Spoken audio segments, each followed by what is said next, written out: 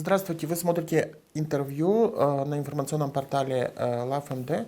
Сегодня наш гость, претендент на должность кандидата на выборах главы Башкана Гагаузии 30 апреля Сергей Константинович Чимпаевич. Здравствуйте, Сергей Константинович, рад вас видеть у нас в студии. Здравствуйте. Пока вот такая длинная формулировка, как бы, скажем так, должности или вашего призвания сейчас, потому что кандидатом мы сможем вас считать после получения удостоверения кандидата и регистрации в Центральной избирательной комиссии. Сергей Константинович, избирательная кампания уже в полном разгаре, уже есть 3 зарегистрированных кандидата, 4, по-моему, или еще 3, да, на подходе по регистрации, в том числе и вы. Если говорить ваше ощущение в целом о избирательной кампании, которая стартовала, потому что, у депутатов мы знаем, что было много споров, в том числе голосование по поводу явки. То есть это было опасение, остались ли они у вас на данный момент. То есть есть ли опасность к тому, чтобы выборы состоялись. И у меня есть еще вопросы, связанные с участием политических партий, в том числе и о вашей стратегии на выборах. Но давайте начнем с того запроса явки, потому что господин Константинов недавно давал брифинг, уверен, что вы, наверное, его смотрели.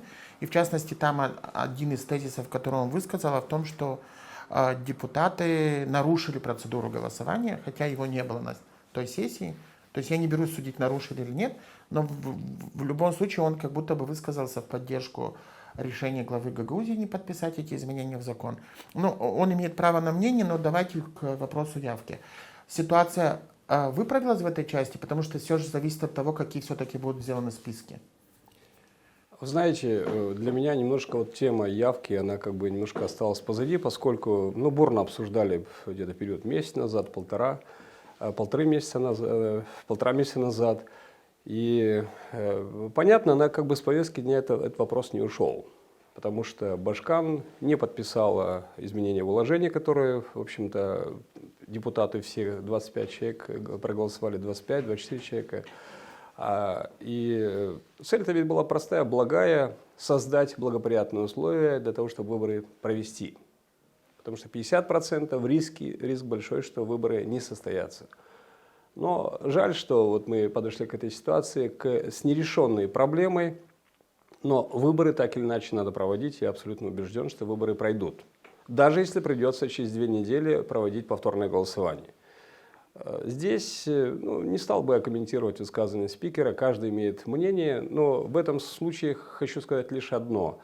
Когда мы повторно голосовали, приняли постановление, в том числе и спикер тогда участвовал, мы все 25 человек единогласно проголосовали, направили Башкану Гагаузии, повторно направили закон об изменении уложения Гагаузии, о том, чтобы она его подписала, поскольку ее действия противоречат уложению Гагаузии, для того, чтобы она привела в соответствие свое решение. Но мы видим, что ВОЗ не там, поэтому мы приближаемся к выборам. Важно то, чтобы люди все-таки были инициативными, чтобы люди были активными. Важно, чтобы люди понимали, что это наше будущее. Скептически не относились бы люди. Я понимаю, что в этой ситуации есть очень много людей разочарованных, есть очень много людей обманутых. По разным причинам. Надежды, возлагали на определенные надежды, видят, какова ситуация у нас, возможности многие утеряны.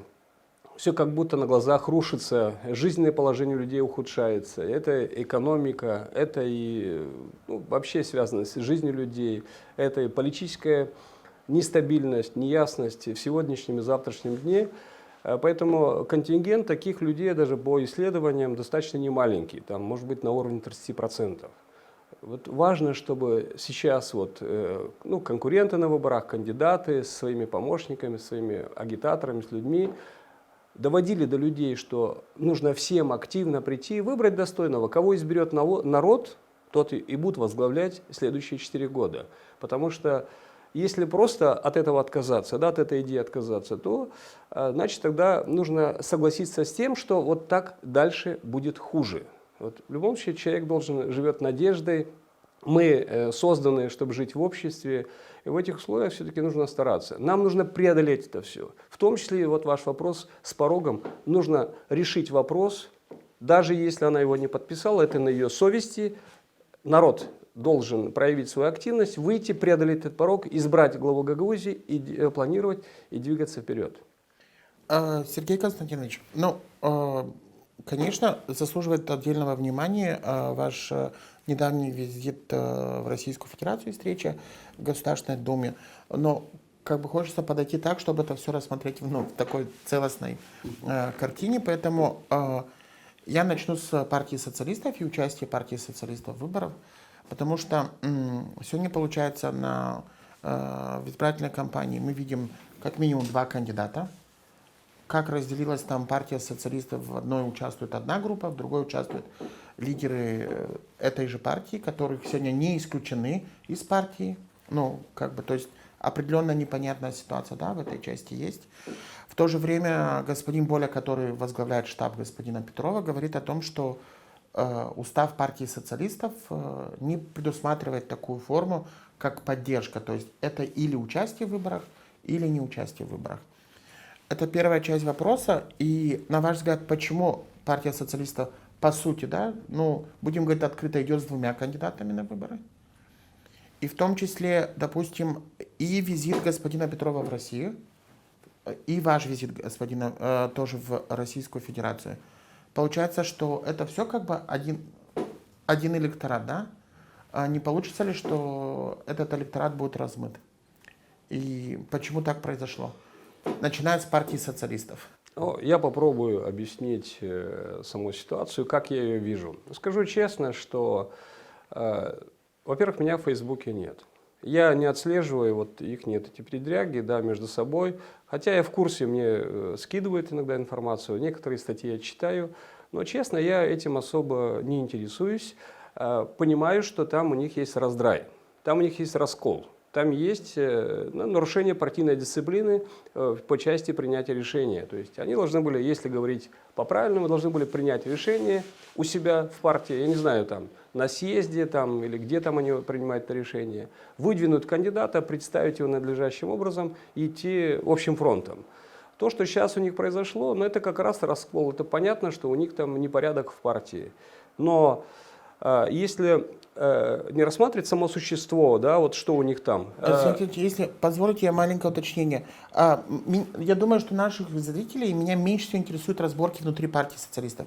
Я бы этот вопрос ставлю с точки зрения, как эта ситуация отразится именно на Гагаузии, потому что это не совсем нормально. Я как раз об этом хотел сказать.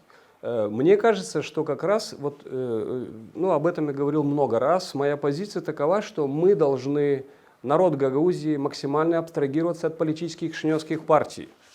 Мы должны абстрагироваться, потому что вся эта партийная политическая система построена, в которой мы участвуем, скажем так, после, по-моему, 1998 года изменения кодекса, нас привела к сегодняшней ситуации. Надо понимать, что все абсолютно политические партии используют наш народ исключительно в своих электоральных целях и, значит, толком ничем не помогают.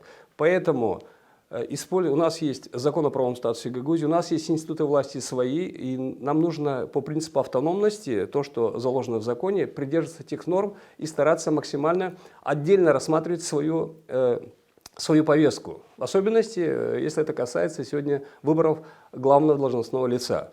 Поэтому то, что политические партии теряют вес здесь, в Гагаузии, это нормально. Мы не говорим о том, что мы полностью от них будем абстрагироваться, но в нашей повестке им искать нечего. Наши вопросы мы должны решать в Гагаузии сами.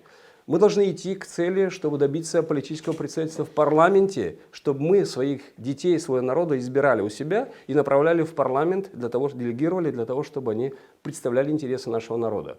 Поэтому то, что рушатся политические партии в Гагаузии, это нормально. Дальше, когда уже будут сформированы там глава Гагаузии, народное собрание и, как я сказал, в будущем представительство в парламенте, там понятное дело, что нужно сотрудничать с теми партиями, которые близки по духу, там, по идеологии и так далее. Вот что касается партии социалистов. Поэтому это отразится на ваш вопрос. Я думаю, что они как раз этими действиями больше запутают нашего избирателя, поскольку вот эта путаница ничего хорошего для них не принесет. Сергей Казимирович, вот продолжая эту же тему, но не кажется ли, не совсем логичным, если говорить мягко, и с точки зрения закона, когда кандидат регистрируется как независимый кандидат, но в то же время политическая партия регистрирует своего казначея, в том числе свои бренды, которые использует этот кандидат в избирательной кампании. И в то же время идет как независимый. Тогда у меня возникает большой вопрос к избирательному законодательству Гагаузии. Да? Зачем партии социалистов регистрируют казначея в ЦИКе, когда у них нет кандидата? Они не участвуют по факту в выборах, но в то же время они будут финансировать кого? Политическую партию или кандидата, который зарегистрировался как независимый? Почему нет никакой реакции Центральной избирательной комиссии к этому? И мы видим, что все это уже работает и используется вовсю. То есть приезжает руководство партии, они агитируют. Есть реклама, которая однозначно, что проплачена, в том числе из партийного бюджета. Смотрите, понятное дело, что вопрос нужно адресовать прежде всего представителям партии социалистов, кто именно участвует в этих процессах. Но я деталей всех не знаю, вот о чем даже сейчас вы говорите, что идет как независимая символика партии, казначей из партии. Все законность регистрации, в том числе и символика, это ответственность на Центральной избирательной комиссии. Они обязаны, когда это все принимают, они должны проверять документы. Если представитель партии, значит, проверять устав, что написано, что не написано, для того, чтобы оно соответствовало закону. И исходить, и ориентироваться, и упираться на кодекс Гагаузии. Вот я так бы ответил. Дальше вы спросили по поводу... Ну и сейчас по поводу России. Потому что мы говорим о ком-то, да. Давайте о нас. В общем, потому что эта тема очень взаимосвязана. Я не могу отойти от этих вопросов для того, чтобы... Я не вижу, простите меня, не вижу какой-то взаимосвязи. Вы назвали социалистов, назвали Петрова. Мы говорим о избирательной кампании. Хорошо. И, по сути, партия социалистов тоже идет с пророссийскими векторами и лозунгами и против нынешней официальной повестки Дня центральных властей. То есть... У меня вопрос к вам встречный. А кто идет, у кого нету пророссийской риторики, как вот вы говорите, или лозунгов? Наверное, у всех. Поэтому... Мы же сейчас не персонализируем. Ваша встреча в Государственной Думе. На сайте той информации, которая была в публичном пространстве, было, что вы были там по приглашению господина вице-спикера Государственной Думы. Конкретно, что может получить Гагаузия в результате от этой встречи? Смотрите, я понимаю, что это все произошло аккурат именно в период выборов. Дело в том, что обсуждение этих проблем мне планировалось еще не один месяц назад. Надо понимать, что были предварительные встречи, обсуждения, то есть готовились к встрече из-за, может быть, занятости коллег, может быть, там подготовка к этой встрече. Меня пригласили буквально за неделю, за 10 дней меня пригласили, с Госдумы позвонили и пригласили, назначили на 17 марта встречу в Государственной Думе. Значит, я приехал за несколько дней до этого, потому что у меня были там другие дела в Москве. И соответственно, я не мог начать даже выборную кампанию, сдать подписные листы, потому что надо было доделать там дела, потому что если зарегистрировавшись, нужно работать. И на встрече в Государственной Думе был Петр Толстой, вице-спикер парламента, Единая Россия, Артем Туров, тоже с Единой России, Елена Дропека, Справедливая Россия, был, представитель ЛДПР Ярослав Нилов, он, кстати, родом с Молдовы, я не знаю, с Приднестровья, с Молдовы, и молодой депутат парламента Антон Ткачев. Там у них сейчас новая фракция «Новые люди». Меня они приняли достаточно очень дружелюбно, очень такая обстановка была хорошая. Мы проговорили, я, по крайней мере, проговорил некоторые моменты, немножечко про Гагаузию рассказал, в частности, как в 1994 году принят был закон об особом статусе. Народ сам определился в Гагаузии в составе Молдовы и правильно поступил, потому что жить в качестве независимого государства было как бы это нереально. Но я причины не раскрывал, по ряду причин политических, само отношение не менялось за все эти почти 30 лет к Гагаузии со стороны центральных властей, хотя там разные партии были у власти, разные правительства.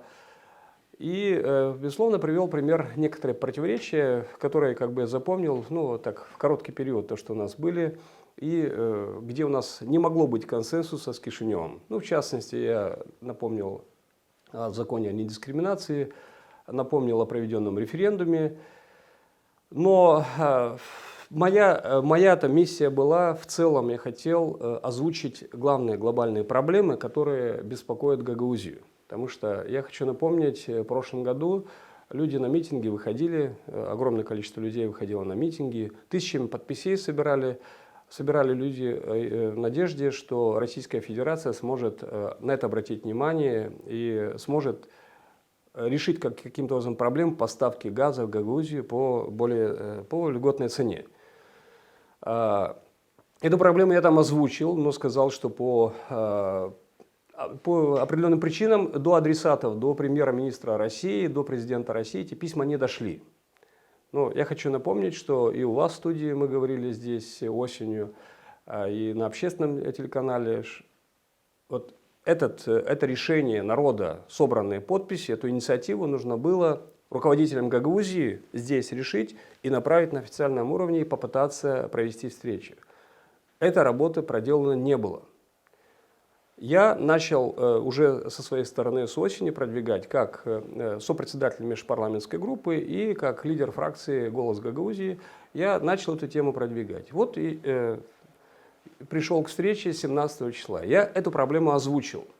Озвучил, что Гагаузия потребляет примерно 50 миллионов кубов газа в год. Это по меркам России мизер. Даже понимая, что по политическим каким-то моментам, даже если будет принято решение поставки газа в Гагаузию, будут, вероятнее всего, препоны здесь, в Молдове.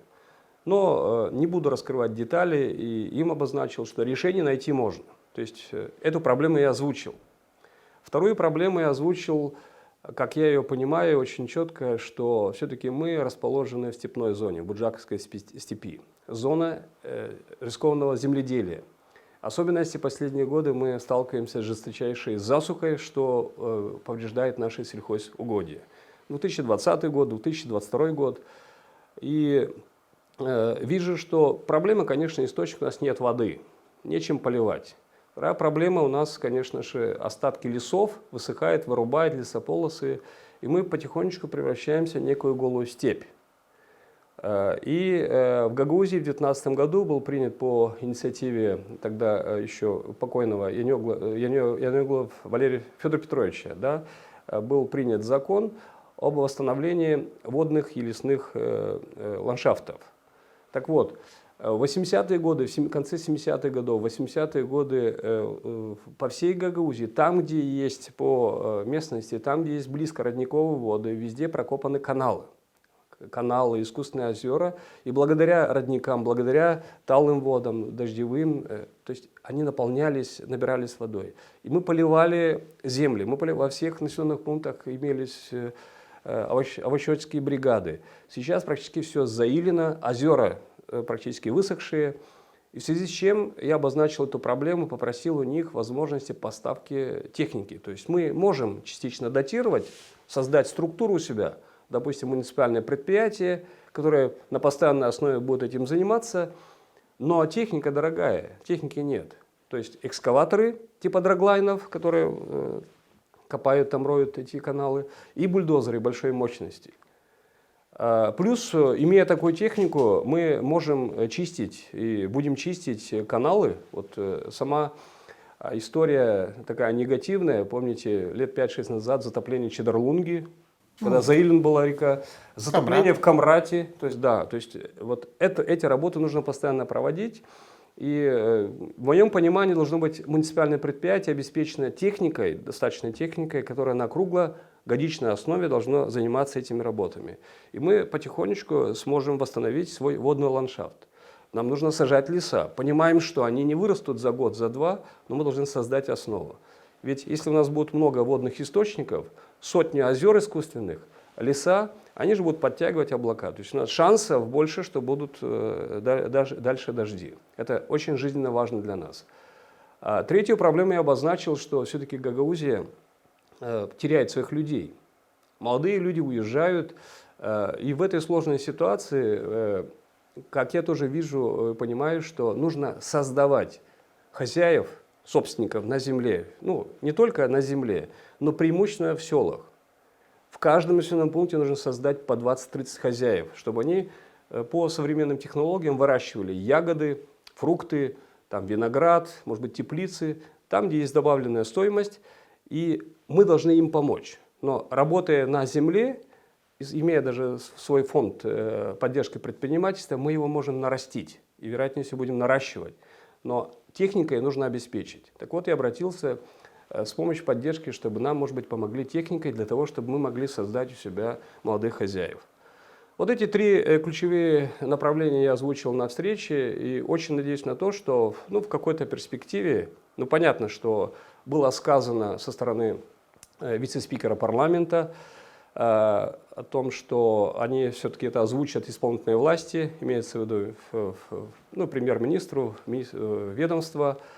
Самое главное, что встреча была очень позитивная, воспринято было очень хорошо с их стороны. И каждый из депутатов парламента России высказался очень в таком положительном ключе, что да, мы думаем, что да, Гагаузии нужно поддерживать, нужно помогать. И у нас есть как некая надежда и шансы на то, что все-таки мы в ближайшей перспективе можем рассчитывать на Российскую Федерацию, на какую-то существенную помощь, в чем мы очень-очень нуждаемся. Сергей Константинович, у меня нет никакой цели вас спровоцировать или агрессировать в отношении этого визита, в контексте общей политической ситуации в стране. Но в любом случае этот визит и эта встреча вызывает вопросы в связи с тем, что вы баллотируетесь на должность Башкана Гагаузии, и мы знаем, какая есть политическая повестка у центральных властей. То есть и сегодня взаимоотношения с Российской Федерацией не самые простые у правительства страны. То есть и здесь, конечно, вызывает очень много вопросов, да? Не могут ли у вас создаться какие-то проблемы как кандидата на должность Башкана с этой повесткой? Поэтому именно с этими связаны мои вопросы. Еще у меня будет вопрос. Эта встреча прошла по инициативе российской стороны или она была инициирована с вашей стороны или со стороны Народного собрания? Нет, я обращался с осенью, проводил определенные встречи, и когда у них уже была готовность, меня пригласили, я приехал на эту встречу. Сказанное вами я хотел бы подчеркнуть следующее, по части реакции центральных властей. Понимаете, у нас в законе о правовом статусе Гагаузии четкая компетенция участия в вопросах внутренней и внешней политики, касающихся интересов Гагаузии. Я имею в виду, что со стороны Гагаузии мы не должны стесняться или стыдиться того, чего мы хотим, с кем мы хотим дружить. Если нам навязывают политику дружить против кого-то, то это неприемлемо. Если нам говорят, что нужно изолировать или исключить Россию из нашей жизни, это тоже неприемлемо. Потому что сотни тысяч граждан Молдовы проживают в России, десятки тысяч наших людей проживают в России. Мы имеем тесные связи, язык, культура, вероисповедание, наши люди живые. И я уже не говорю о том, что мы нуждаемся в взаимных поставках из России товаров, кроме газа и электричества, и поставки тех товаров, которые мы производим в Молдове. Важно, чтобы наше мнение центральной власти, независимо кто бы там ни был, уважали. Чтобы уважали. Вот они имеют определенную позицию свою, это их мнение, это их право. Хорошее, плохое – это ихнее. В нашей же Гагаузии в 1994 году, хочу подчеркнуть, что был проведен референдум. И по вектору развития народ Гагаузии проголосовал на 98% в сторону таможенного союза. То есть в тесное направление тесных взаимоотношений с Российской Федерацией. Это путеводитель для всех, в особенности политиков. Если тем более даже не идут кандидатов, пусть это даже не связано сегодня с выборной кампанией, это позиция Гагаузии. Даже если кто будет Башканом Гагаузии, для него этот путеводитель как бы некое обязательство, потому что на референдуме народ за эту норму проголосовал. Поэтому где он будет потом? В правительстве, на любых дипломатических площадках, Это позиция народа, этого стесняться не нужно. Об этом нужно говорить, и бояться этого не нужно. Поэтому, Я секундочку. вас не осуждаю за вашу Не, позицию, за ваше я мнение. договорю мысль, что я еще раз, я озвучил 3 позиции. Я не призывал к чему-либо. Я озвучил позиции, которые нужны народу Гагаузии как воздух. Мы обращались и к президенту страны. Я говорил на встречах межпарламентской комиссии и господину Гроссу, и депутатам парламента, что и публично об этом заявлял не раз, что политическое руководство страны, Молдовы, должны, даже обязаны найти политическое решение с Москвой по поставкам газа, потому что этот вопрос лежит в политической плоскости. Это в интересах народа. Вот пример Венгрии, Турции и других стран, или Сербии. Наши представители правящей партии ни разу не поехали, даже не попытались поехать в Москву решить этот вопрос. Они придерживаются другого принципа. Мы же говорим о том, что в интересах народа попытаться договориться. То, что я проделал, и то, о чем я говорю, это в интересах народа, есть желание, и дай Бог, чтобы эту ситуацию каким-то образом решили в пользу народа. Поэтому я не боюсь каких-либо осуждений, уж тем более каких-то угроз, потому что я ничего такого не совершал. Это право, это священное право человека, это мое право заявлять о том, что нужно нам. Сергей Алексеевич, я вас не осуждаю ни за ваши политические действия, ни за заявления. Я задал вопрос, исходя Я вам из ответил. того политического вектора и ситуации, которая есть в стране.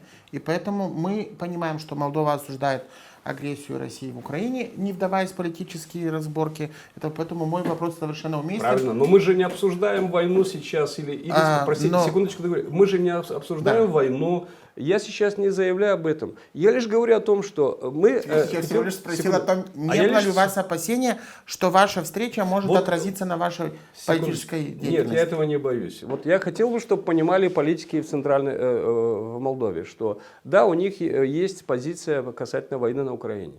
Но я сейчас это не обсуждаю. Если касается позиции войны на Украине, то, конечно же, четко надо понимать, что для украинского народа, для российского народа это трагедия величайшая. И важно, чтобы они поскорее договорились. И дай Бог, чтобы договорились. Это их проблема головная, очень серьезная. Мы в эту войну вмешиваться не должны. А я сейчас говорю о том, чтобы именно об экономической составляющей, о важности, то, что нужно нам. Поэтому, когда наши политики, любое, даже хорошее начинание рассматривать сквозь призму войны или конфликта на Украине, то это неправильно, это недальновидно. Поэтому нужно просто одно от другого отделять. Они должны это отделять. Если мы говорим о референдуме, его не признала Республика Молдова, да? То есть я не могу об этом не сказать. На референдум, который вы ссылаетесь, и где 98% жителей Гагаузии проголосовали за... Там было 2 референдума, но центральные власти его не признали по сей день. То есть это тоже остается фактом. И в то же время, если не могу не спросить вас об этом, будучи Башкан, Гагаузия является по должности членом правительства. Да. Может ли такая позиция внутри региона сочетаться с тем, что нужно будет участвовать в заседаниях правительства, когда правительство голосует за совершенно противоположные решения? И даже не касаемся политических вопросов, а чисто экономических, да? Потому что мы видим, какой вектор есть сегодня у правительства. Это курс на евроинтеграцию, который, по сути, исключает. Потому что есть заявление о выходе из соглашения по созданию СНГ, а там более 300 соглашений, и большая часть из них касается экономических вопросов или вопросов там, визового режима со странами. То есть даже отбросив политический контекст, есть много экономических, и даже в этой части у правительства сегодня совершенно другая повестка дня. Вы сказали, референдум не признали эти референдумы. Или там незаконные и так далее. Я не говорил слово незаконно, я сказал, что центральные власти не признали. Не признали. А их и признавать не надо. Референдумы нигде в законе написано, что они должны признаваться. Это волеизъявление народа. Мы приняли, это было наше решение. Нам не нужно, чтобы кто-то его признавал. Это решено народом. Все, выше народа нет никого. Поэтому нам без разницы, кто там что думает, там признает или не признает. Это наша позиция, это наш ориентир. По части того, что будущий Башкан, он должен отставить позицию народа, нравится это кому-то или нет. Речь не о том, чтобы он должен идти там радикально, либо конфликтовать с центральными властями. Я же говорю о том, что, находясь в правительстве, голос должен быть честный. Голос народа. Он должен его заявлять, вот наш народ или наша оппозиция такова. Да, может, он не будет учитываться, но он об этом должен говорить. Не входя как бы в радикальное противоречие или не ставя себя как бы в конфликтную ситуацию. Позиция должна быть позицией. Ее нужно озвучивать. Потому что если мне не нравится что-то, да, я не должен насильно улыбаться, притворяться и говорить, что мне это нравится. Понимаете? Поэтому здесь четко позиция народа такова. Да, а что мы должны стесняться? Сегодня проведите опрос. 90% людей скажут, что они за хорошие отношения с Россией. Секундочку, договорю мысль. Чем народ виноват, что он хочет дружить народом? Это его воля. Это воля народа и желание. Я всего лишь проецирую вопросы, исходя из той ситуации, которая в стране. Свое мнение не высказываю и не даю оценку вашей. Спасибо за... Нет, вопрос спасибо. В любом случае, я думаю, что это... Потому что это, да, было бы глупо, если бы я не задал его, и нас многие бы смотрели, в том числе как бы из ваших коллег по парламентской комиссии, и задавались бы вопросом, почему на эти вопросы не было ответов. Но сейчас не в этом. И мы все знаем настроение жителей Гагаузии, они абсолютно кардинально отличаются от политической повестки правящей партии сегодня, и президентуры, и правительства. И это далеко не секрет, и для этого не нужны никакие опросы. Но если завершая вот вопрос с этой встречей, я понимаю, что не могло быть подписано никаких документов и гарантий, но как минимум, если мы говорим о таком, используя такое выражение, определенной дорожной карте, да, для решения вот этих вопросов, которые вы озвучили. Есть ли какая-то дорожная карта или предпосылки к тому, что эти вопросы могут найти решение? Потому что понятно, что гарантий сегодня мы вряд ли можем говорить, потому что и сама ситуация в регионе, не только в Молдове, она сегодня, как бы такая, к сожалению, какая есть. Встреча была ознакомительной, я озвучил проблемы. Сказано было, что передадут исполнительной власти, будут согласовывать. Понятное дело, что какой-то период времени нужен для того, чтобы они изучили возможности, чтобы потом принять решение. Если они будут помогать, то, простите меня, на политическом уровне, как и что и когда. И, соответственно, я так думаю, что это вот не в короткий период, неделя-две, но, наверное, пройдет, может, месяц-другой для того, чтобы у них созрело что-то. И вот тогда, кто будет у власти Гагаузии, он сможет уже поехать и продолжить эти переговоры для того, чтобы понимать, на какой стадии решения этих вопросов, как они продвигаются. Но я так понимаю, что в ближайшей перспективе, в ближайший месяц, или, по крайней мере, в этом году можно получить существенную поддержку и помощь, если последовательно продвигать эти вопросы. Сергей Константинович, возвращаясь, это все как бы получается в контексте избирательной кампании. Любые вопросы, которые мы рассматривали, все равно будут в контексте избирательной кампании. Но возвращаясь конкретно к выборам на должность Башкана Гагаузии, готовы ли вы представить жителям автономии, избирателям программу, с которой вы будете приходить на встречи с избирателями? И есть ли какая-то команда, потому что любой кандидат или претендент в кандидата на должность Башкана должен иметь как минимум определенный круг людей, которые в случае победы готовы прийти, потому что есть структура исполкома, и глава Гагаузии является главой, и в том числе и представляет всех начальников управлений. Программа у меня практически готова. Сегодня мы проходим лингвистическую комиссию. Я надеюсь, что в ближайшие день-два, когда я буду зарегистрирован в качестве кандидата, тогда я могу уже презентовать, могу ее уже публиковать. То есть я думаю, что на следующей неделе у меня уже будет презентация моей программы. И, соответственно, я начну проводить встречи с избирателями и буду разъяснять, то есть материал какой у меня будет, и со своей командой буду встречаться с людьми.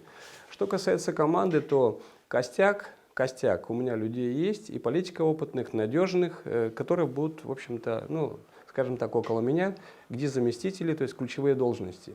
Остальных начальников управления, заместителей и так далее, я сознательно пока не набираю. Я хочу, когда буду встречаться с людьми, когда будет программа, в программе у меня будет пункт о том, что как никогда, как не было в Гагаузии, как никогда, я все-таки хочу, чтобы мы специалистов по максимуму избирали на конкурсной основе, чтобы жители Гагаузии максимально эффективно в этом участвовали и выбирать их максимально как таких достойных и лучших. Не по принципу родства, там, сватовства и так далее. Дать возможность и выбирать среди людей по всем направлениям. Это касается экономики, сельского хозяйства, образования, там, здравоохранения и так далее. Нет у меня ни перед кем обязательств, нет у меня перед политическими партиями, либо перед кем-то.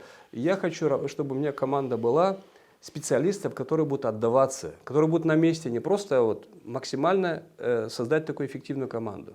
Живую, эффективную, чтобы не был какой-то балласт, и прозрачную, на максимально прозрачной и справедливой основе. Для того, чтобы все-таки Гагаузия развивалась немножко по-другому, чтобы Гагаузия пошла вперед, чтобы в Гагаузии у людей появились возможности и надежды. Вот то даже, о чем мы говорили в начале передачи.